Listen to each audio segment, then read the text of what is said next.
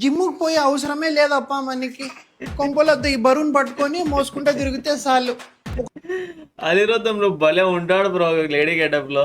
ఆ డ్రెస్, ఆ చున్నీ, మెయిన్ ఆ విగ్ అయితే భారీ ఉంటది.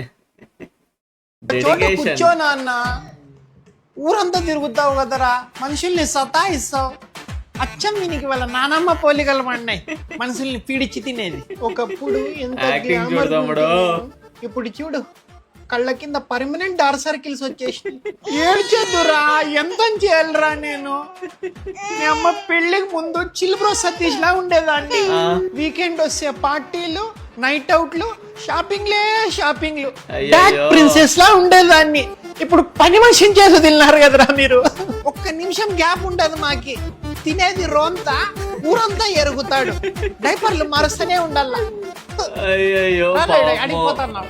పిల్లోడిని. తర్వాత నా లైఫే కాదు, నా షేప్ కూడా మారిపోయిందప్ప. అయ్యయ్యో కష్టపడి నేను కంటే ఒక ముండొత్తది, అక్క నీ కొడుకు అచ్చం వాళ్ళ అవ్వలా కనిపిస్తున్నాడే అక్క అంటది. ఇంకో ముండొత్తది, ముండా అంట. నీ కొడుకు అచ్చం వాళ్ళ మామలాగా ఉన్నాడే అంటది. ఇంకా కన్నలేం అడక తినక వల్ల లో ఫర్ముండలో.